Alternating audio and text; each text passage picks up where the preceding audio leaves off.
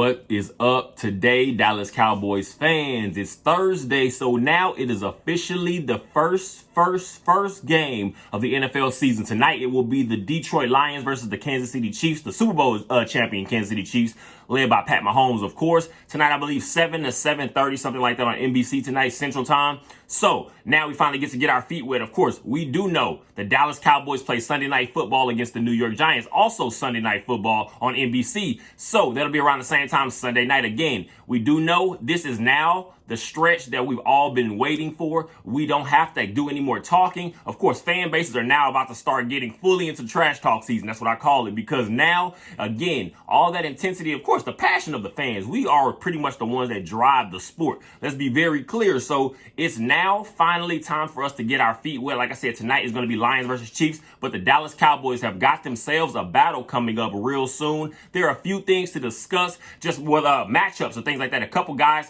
dealing with a little bit of an injury that we want to kind of keep our eyes on going into this game against the New York Giants week 1. So let's get going. Before we get going, as always, I want you guys to go ahead and like, subscribe, share, comment down below. What are your thoughts on this team? What do you feel like? How you feel game 1 is going to go for the Dallas Cowboys? Where do you feel our biggest, I guess I don't want to say issues, or what's the number one thing that you're kind of worried about going into this game? But also, what's the number one thing you're most excited about? What do you feel is going to be the driving force of this team? There are a lot of things to kind of discuss over these next weeks of getting starting into week 1 and going through at least going to about the middle way of the season, because to me, that's where I feel teams can now finally somewhat get an idea of what you are. Usually that week 4, week 5, that's usually where teams kind of have somewhat of an idea of what their team is looking like a little bit. So I'm excited. I hope you guys are too. I appreciate all the support. We do know over the last few days, the Dallas Cowboys have now signed Terrence Steele, right tackle Terrence Steele, going to his 4th year out of Texas Tech, an undrafted free agent rookie after the 2020 draft.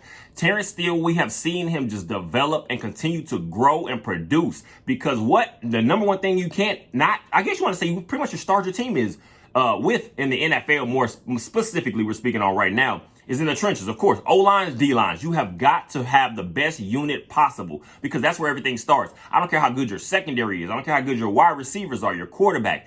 Everything starts with that O-line, more specifically on offense. Terrence Steele is going to be a piece that I guess we're going to be able to see over these next few years. Continue to see what exactly is the ceiling he's going to reach.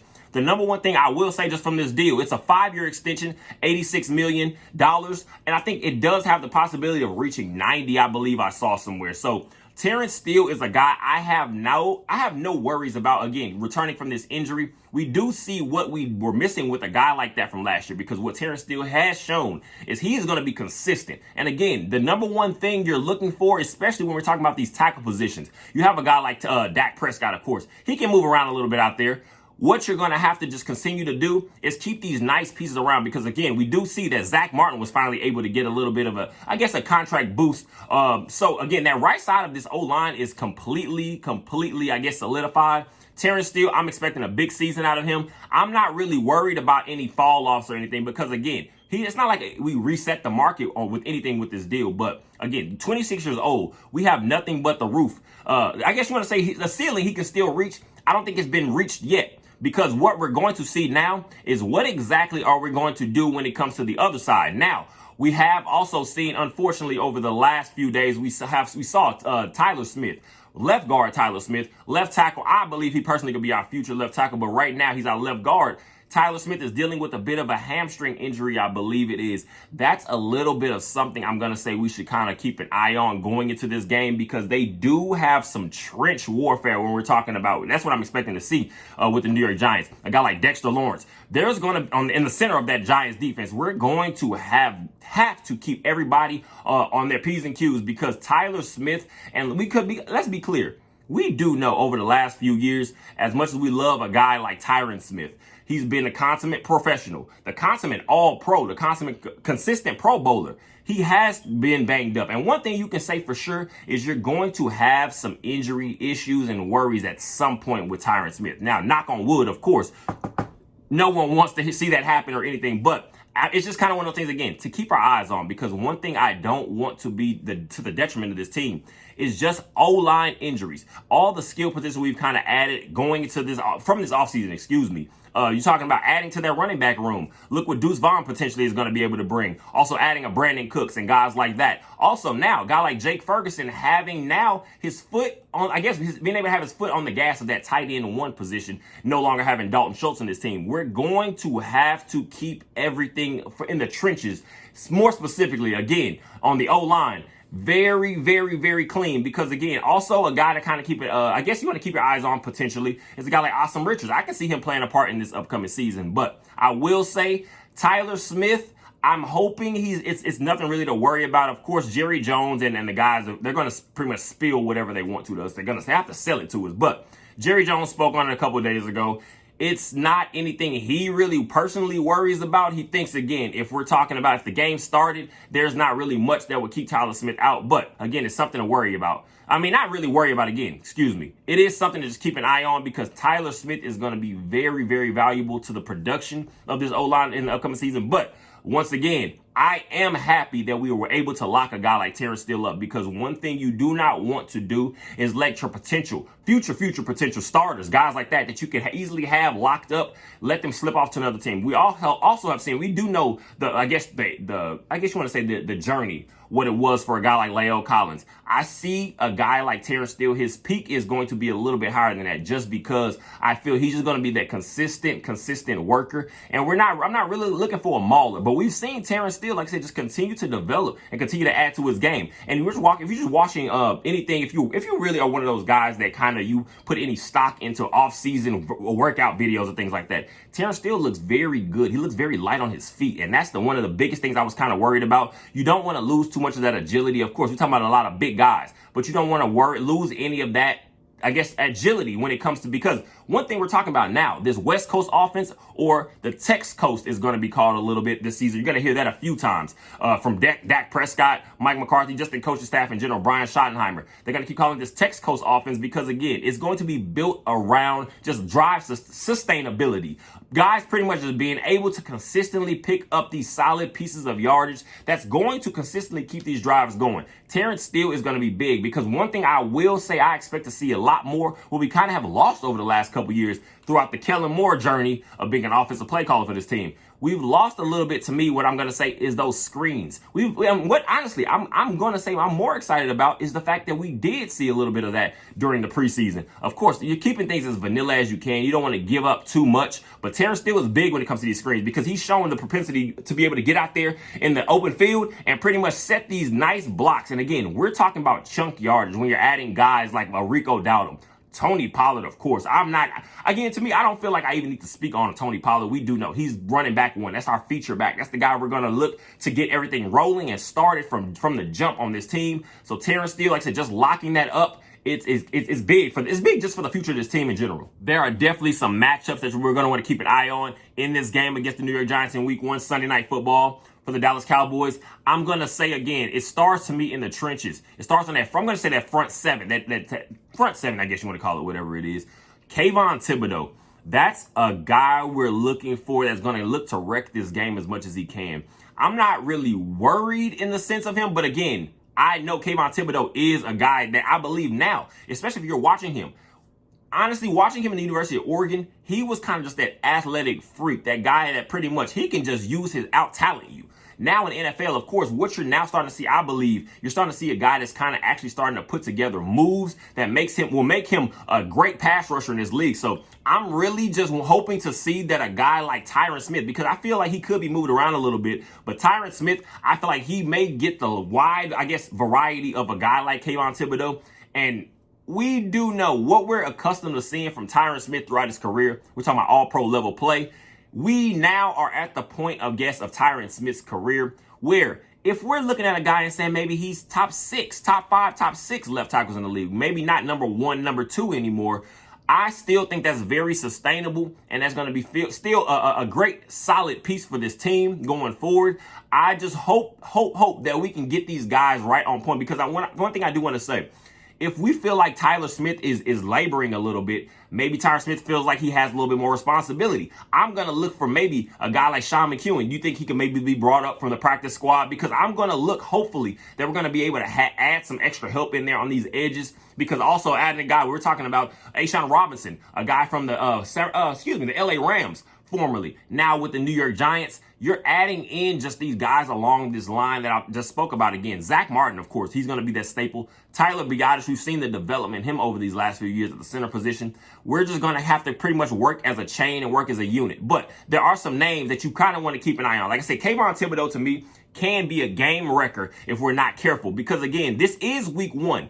One thing I will say, to a certain extent, it doesn't really worry me. I wouldn't go to that full extent, but I will say it's kind of one of those things that maybe it'll kind of give you a little pause, is that the Dallas Cowboys and Mike McCarthy, just throughout his tenure here, these last few years, he is not really a fan of playing your starters too much during the preseason, if at all. And we do now see Dak Prescott, this O-line, we're talking about O-line, the starting group, excuse me. We haven't seen any of these guys be able to get actual game reps because of what Mike McCarthy said himself. He's not a fan of pretty much the cross play. Of course, you know, the practice schedule. We have NFL teams playing against other NFL teams during the training camp period of this offseason.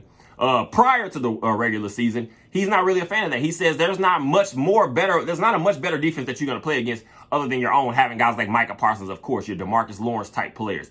These level players out there. So it kind of, I guess, gives me a little pause just because we have not felt that physicality. Once I guess we're talking about our number one starters, we have not really felt that physicality from anybody else other than our own guys. And it doesn't matter how intense you're going to play. We do know Micah Parsons, again, these J-Ron Curse level players, type players, they're going to bring full intensity. So they're going to give you their best shot every day in practice. But it's still completely different when they do have to worry about a little bit about your own health, knowing also the other team does not care about your health. The New York Giants are not going to hold back any blows. So hopefully we can just pretty much hit the ground running. I want to see us get off to a hot start so that we can kind of have those guys back on their heels a little bit, because they do have some weapons, I guess, that you want to worry about a little. Continuing on with the New York Giants defense a little bit, they do have a Dory Jackson playing. I wonder, is he going to play a little more of their slot corner for them? Is he going to be more of an outside corner? They do have Ojulari. That is where these matchups are going to me, become the make or break of this game. We do know we've spoken all offseason about the talent that CeeDee Lamb is, and we continue to see his production, throughout the training camp process. He has shown that he's kind of put his foot on the neck of that number one job. And I'm talking about being that consummate pro, but there's that blatant number one that we know we're going to be able to rely on week in and week out. Now adding also in Brandon Cooks into that mix. Michael Gallup. Is he going to be able to show that he can finally be as healthy as he has been over his last few years? He says himself, I believe last week, this is the best he's felt in the last few years. That's speaking wonders. But again, everyone says they feel good because, again, nobody's getting hit. We're talking about our wide receivers. We're talking about our running backs. We're talking about, again, this O-line. They face nothing but the Dallas Cowboys level players. And let's be clear, our wide receivers get to go against Trayvon Diggs every single day, Stephon Gilmore every single day, Deron Bland, getting Jordan Lewis back into the fold. Also, we do know what the safety group is. J-Ron Curse, Donovan Wilson, still laboring a little bit. Hopefully he will have him back in the next week, a few weeks. I don't say next week, but the next few weeks, working himself back in. Malik Hooker. This secondary has, for the Dallas Cowboys especially, is I guess a great test for this wide receiver group to go up against every single day. But I feel like that's where a lot of these big matchups are going to be able to show up in week one against the New York Giants. Like I said, what can the Dallas Cowboys wide receivers get done against the New York Giants secondary? I'm looking to see Brandon Cooks be able to work these seams a little bit. I'm not going to be surprised if you see a Mike McCarthy, a Brian Schottenheimer, a Dak Prescott in conjunction all together.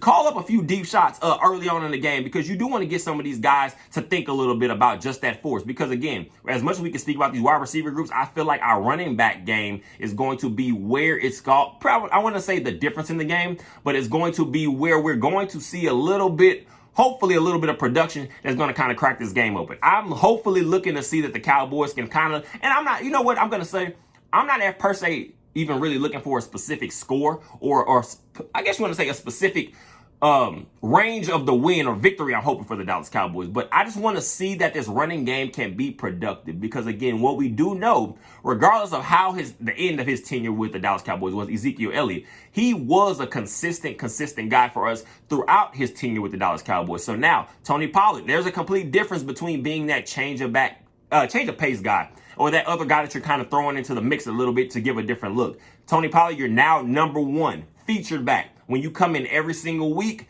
every team is going to give you their best shot because you're now part of the game plan. Now, also talking about guys like Rico Dowdle. Also talking about guys like a Hunter Lepke. Could he become a red zone threat for this team? I've already said many times, I feel like Deuce Vaughn is going to be able to find himself a consistent role on this team. And I'm not talking about packages because, again, only packages. Of course, I believe he will have his certain packages that Mike McCarthy and Brian Schottenheimer will draw up for him more specifically. But I feel like Deuce Vaughn is going to be a guy we're looking to get 10, 12 touches a game. Again, not just running, not just only in the passing game. Again, a little bit of a dual threat at certain points. So hopefully we can be able to get that, like I said, just get that running game off the ground because I feel that's where the team is going to really be built. Dak Prescott has all the capabilities in this world. I don't care what anybody says. Do I get on Dak Prescott? Yes, I definitely criticize him because I feel like he does have the ability to get things done. And if he doesn't, I feel like as a fan base, of course, we should hold him accountable. But is everything on Dak Prescott? No. Are all the failures and issues, have they been on Dak Prescott? No. Let's be clear. Again, it's always easy to blame the quarterback, especially the quarterback of the Dallas Cowboys. But I feel like where this team is going to be built on offense more specifically, we do know the talent on the wide receiver position. Again, I feel like Jake Ferguson is going to take a big step in this upcoming season, now being tight end one, no longer having a Dalton Schultz in the mix, taking a little bit away from him. Also, Luke Schoonmaker, I feel like he will find his role in certain parts of this season because, again, it is a long marathon. It's not a sprint. So we're going to just look to continue to develop guys. But where I do feel this team is going to literally be, I guess you want to say, not really built, but it's going to be very important to the production of this offense is going to be the running game. What can Rico Dowdle give you behind the Tony Pollard? I feel like again, if you want to talk about variation and against the different varieties or type runners we have on this team, Tony Pollard, again, although he does have the capabilities to run up through the tackles here and there, I still see him a little bit of that guy. You want to get Tony Pollard out to the edges as much as you can. Again, work in some inside runs as much as you can. But Rico Dowdle, to me, is our hard runner. That's that guy you're looking. If you need a 3rd and 1, 3rd and 2, I can see Rico Dowdle being used many times during that mix. Also, a guy like a Hunter Lepke, I guess you want to say de facto fullback, hybrid type running back. I don't really want to say tight end, but I mean, he's going to be used to me in different variations.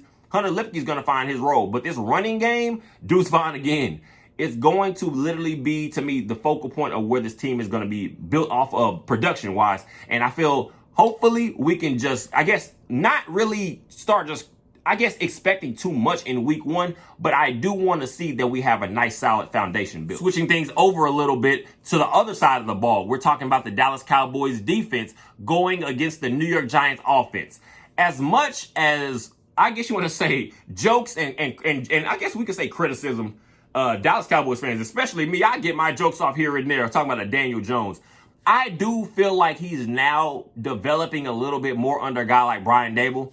We do know also a guy formerly the offensive coordinator of the Buffalo Bills, he does like to take some deep shots here and there. And one thing I'm going to expect to see a little bit more this year is the New York Giants taking some more deep shots. A guy like Jalen Hyatt, who I was a fan of, I wasn't really skeptical of his route running as much as some people were. We're talking about the NFL experts, the scouts. They kind of didn't feel as if maybe he was the best route runner. And sometimes those straight speed guys, or if that's how they utilize a little bit more in college, as he was a little bit at University of Tennessee, those speed guys, a lot of these scouts and experts, they feel like these guys are not really going to be able to be efficient route runners. I don't see that really being an issue for a guy like Jalen Hyatt because, again, we're talking about what you're looking for is traits. And he has that, I guess you want to say, just ceiling breaking speed. You cannot coach that at all. So one thing our secondary is going to have to do is be very, I guess just on their P's and Q's about not letting a guy get behind us. Malik Hooker, I've spoken many times again, he's played that center field position, and it doesn't always show up on a stat sheet, but Malik Hooker is that professional, and he knows where to be. And that's very important to a team like this because, again, we do have a lot of pieces that Dan Quinn likes to move around a little bit. We're talking about the hybrid mixed type players. Jaron Kearse, looking like your big linebacker, nickel, safety, whatever you're going to call them. To me, he is going to be a guy that you're going to want to keep your eyes on in this game. Now rocking that number 1 from his college days at the University of Clemson, no longer 27. You're going to see Jaron Kearse matched up a lot, I believe, personally. Maybe he'll spy a little bit here and there, maybe on a guy like Daniel Jones. But I feel like we're going to see Jaron Kearse matched up a lot with a guy like Darren Waller from the Las Vegas Raiders. A little bit of an injury kind of here and there over the last couple years, but Darren Waller, let's be very clear. We're talking about formerly a 1,000-yard tight end. He's a big receiver, if you want to call it, to me, because he's very talented and he does have the ability and the capabilities of being that X factor that can, cause some issues for this Dallas Cowboys defense. Do I feel like it's something I'm just worried about? No, not at all. But again, this is the NFL. It's any given Sunday. Any single, situation that you're trying to put in is situational football. And I feel like Brian Daboll, what he showed last year is that he was able to kind of show the Giants could be a team that can get their things in certain situations. Because again, as much as we know, this offense still, I feel to a certain extent, is still running through a guy like Saquon Barkley. We do know the contract issues that they kind of dealt with, but Saquon Barkley is on this team for this upcoming season, at least going to be in week 1. So I'm going to look for a guy like Saquon Barkley to be a very, very, very useful piece for the Giants. Again, in this game, I don't feel like we should be, I don't want to say thumbing our nose at anything like that. Because again, although I am hoping and expecting a guy like Mozzie Smith to continue to develop, what we do know is a guy like Jonathan Hankins. He's going to be that, that space eater. And we're going to look to get, again, hopefully he can kind of add up and a guy like Mozzie Smith can learn a little bit from him. But also Odigizua, he showed himself many times throughout this training camp and also the preseason. A guy, we're talking about making splash plays. And I don't want anybody to literally just, again, thumb their nose at a guy like Osa Odigizua. I feel like he's going to be able to play a big part in this game if he's able to get those opportunities, because again, the Giants, to me, they're going to look to me, I'm going to say, hopefully to be one of those teams that you're going to staying on, similar to the way I kind of described the Dallas Cowboys. Pretty much a system where you're looking to just be able to sustain drives. And everything starts with Saquon Barkley. He is a weapon. He's a guy that you have to worry about.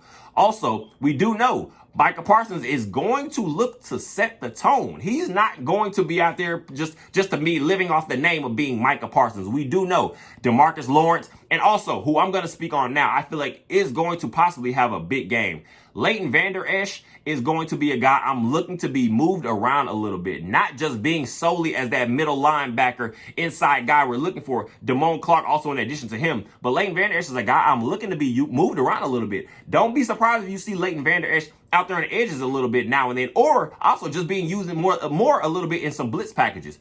This is going to be a game of pretty much who's going to crack first. That's the way I'm going to say it. Who's going to crack first? It is at MetLife Stadium, so we are not playing at home. So the Dallas Cowboys are going to have to show that they have that fire and that they have that focus and that preparation in week 1. And Daniel Jones, although I still think he's a work in progress when we're talking about just being a straight quarterback, the passing QB. One thing we have seen for some reason over these last couple years, Daniel Jones does find at certain times he does find the capabilities of being able to break some runs on us. A lot of times I feel like it's because we're more focused on the running game and we're more focused on him just dropping back. And sometimes once you guys kind of start to lose focus, you see your secondary guys have their heads turned, pass rushers lose containment in their lanes. Sometimes you can see a guy like Daniel Jones start to break off a couple big runs, and you don't know in these NFC East battles, sometimes they come down to just a couple here and there big plays. And I feel like Daniel Jones is a guy the Dallas Cowboys have got to keep their eyes on.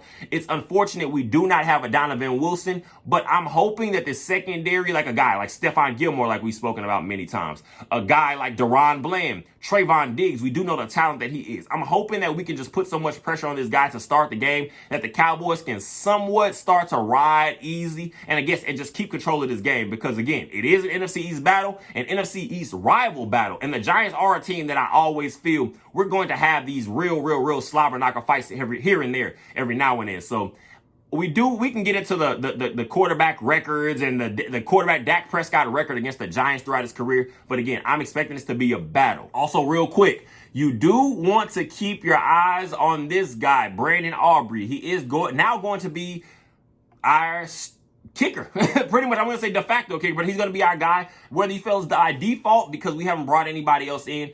The coaching staff has pretty much said Mike McCarthy already. Bones Fossil. They're going to give him the opportunity to get his feet wet in week 1 and being the guy taking over those kickoff responsibilities maybe. Also, because he does have a leg. Let's be clear. This could be one of those games where we might see a long 59, 55 plus yarder, maybe a 60 yarder. We don't know. I'm saying where it can be one of those where the game could come down to within a couple points. We don't know. So Brandon Aubrey, is he going to be able to be consistent? We did see a little shakiness prior to him coming to the team. I mean, I guess you want to say early on when he joined the team during training camp.